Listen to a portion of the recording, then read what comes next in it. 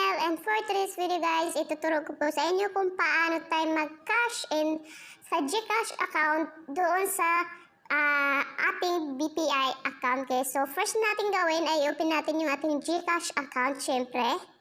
So maglalagin lang ako guys. Ayan, so dito na tayo sa ating Gcash account guys. So as you can see here, meron akong 17 pesos na available balance. So yung gawin natin ngayon guys ay tap lang natin itong cash in. Ayan, so tap lang natin.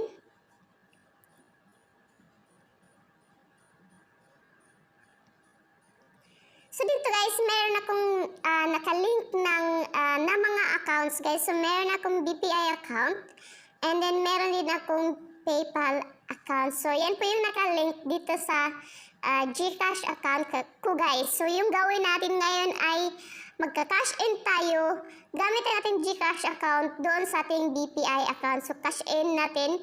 So next natin gawin guys, tap lang natin itong BPI. So dito guys, meron akong tatlong BPI savings account. So yung gawin natin ngayon, gawin ko ngayon guys is pipili ako dito kung saan yung BPI account na gusto kong doon ako kukuha ng pera pang cash in.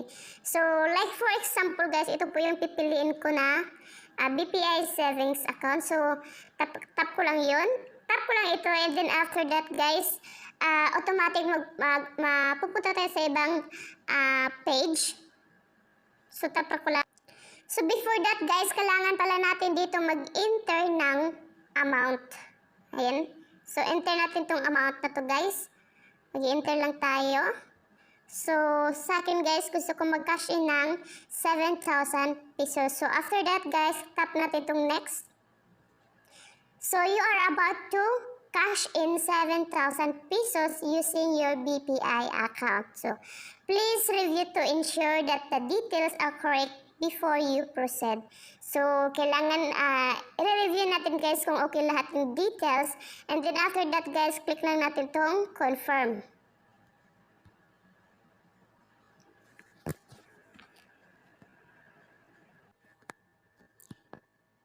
And then after that guys, magsisend sila sa atin ng authentication. So which is yung OTP guys. So magsisend sila ng OTP doon mismo sa ating Gcash number o yung number na mobile number na nilagay natin doon sa mismong Gcash account natin. So like ganito guys, ito po yung sa akin. Ayan, so sorry. So ito po yung akin guys. So magsisend sila dyan ng code.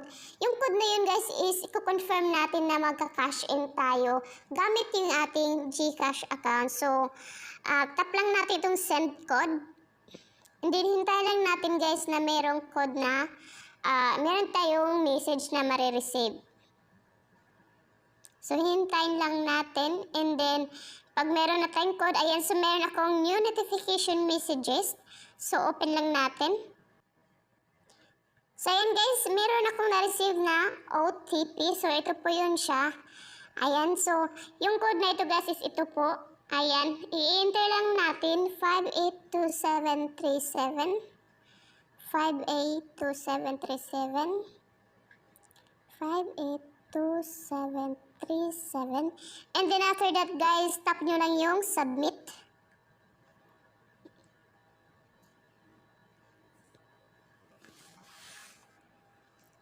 So yan guys, successful po yung BPI cash in natin. So BPI to Gcash, cash and receive. So as you can see, meron akong na-receive ulit na notification which is nagko-confirm po guys na tayo po ay nag-cash in ng 7,000 pesos doon sa ating BPI account. So after that guys, tap nyo na itong okay sa baba. And then yan guys, as you can see is meron na po akong 7,017 pesos. So before guys, meron akong 17 pesos and now meron akong 7,000 pala. 7,017 pesos. So meron ako dito sa aking BPI or sa Gcash account guys. So ganun lang po kadali na mag-cash in doon sa ating BPI account gamit yung ating Gcash account. So next naman guys ay kung paano tayo magsisend ng money doon sa family natin or friends guys na gusto nating sinda ng pera. So yung next natin gawin guys is paano tayo mag-send ng pera doon sa ating kamag-anak gamit ang ating Gcash account. So guys, sa pag-send ng pera doon sa ating, or like for example guys, is magsisend ako ng pera doon sa kapatid ko guys. So tap ko lang itong, or tap lang natin itong send money. Ayan. After that guys, piliin natin itong express send. Send. And then dito naman guys, is kailangan natin mag-type ng number nila, yung Gcash number nila. So like for me guys, ito po yung number ng kapatid ko. And then dito sa baba guys, so tap lang natin or enter natin yung, so dito sa taas, send to. So kailangan natin maglagay ng Gcash number ng kapatid ko guys, nilalagay ko. And then yung pangalawa guys, dito is yung amount. So for me the guys, magsisend ako ng 7,000 dun sa Gcash ng kapatid ko. So, meron silang optional guys, ito po yung message. So, kung gusto nyo lang mag-message. So, if wala naman, so tap nyo lang itong next. So, dito guys, express send. So, you are about to send 7,000 pesos to my sister. Ayan. So, ito po yung Gcash number niya. So, after that guys, please paki-review po yung mobile number guys and then yung amount. And then after that guys, pag okay na ang lahat, send or tap nyo na itong send 7,000 pesos. So, yun guys, successful po yun. Successfully sent to Jillian L. Or, yeah, ito po yung pangalan ng kapatid guys ng 7,000 pesos. So, meron po silang reference number guys. So, in case na merong mali or magka-problema, so kailangan lang natin screenshot or i-save itong resibo na to guys. So, pag-save guys, click nyo lang ito. So, automatic guys, magsisave siya doon mismo sa ating album guys. So, in case naman guys, so kailangan natin save or screenshot. Ayan. So, for me, screenshot ko na lang. And then, after that guys, tap nyo lang X ito sa baba, ay sa taas. And then, meron ditong nakalagay na thank you for using Gcash. So, tap nyo lang itong okay. So, ayan guys, as you can see is nabawasan na po ng 7,000 pesos yung aking Gcash account. Then, check natin guys doon kasi mismo sa message natin, meron magsisend ng confirmation na nag-send tayo ng pera doon mismo sa number na nilagay natin. So, ayan guys, nakikita nyo dito is meron na nga akong na-send na 7,000 pesos doon sa Gcash account na nilagay ko guys. Ayan po, so ito po yung latest transaction ko. So, actually guys, dalawa po yung na-send ko. So, yung una meron dito nakalagay na around 2:55 PM. And then yung pangalawa guys is ito po yung sa baba na 3:15 PM guys. Ayan. So, dito po yun.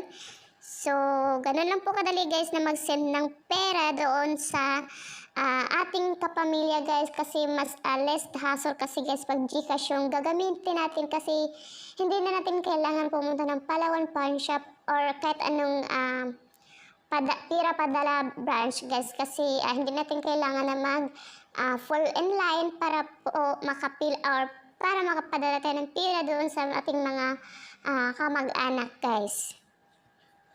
And that's all for today's video guys. Sana po ay meron kayong natutunan sa video ko na ito. And if you like this video guys, pakihit na rin yung like. And please leave a comment guys kung meron kayong mga question about sa tutorial ko today guys. Please don't forget to subscribe to my channel guys kung nagustuhan nyo po yung aking mga content. At pakiclick na rin po yung notification bell para updated kayo guys sa mga videos na i-upload ko next time. And I'll see you guys in my next video. Bye!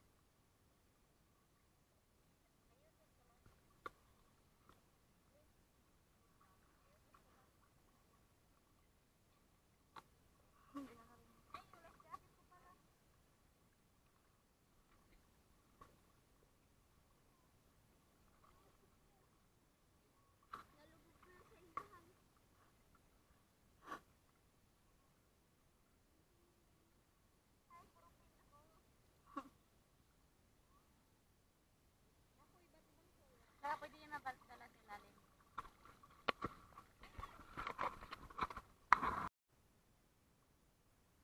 So, hi guys, dito kami ngayon sa Kadlaw Resort ng Lido, Palawan. So, yan po yung branch na ang Lihim Resort. Nakaraan is dito sila si Sara Labati at saka si Richard Gutierrez. So, yan. So, bawal po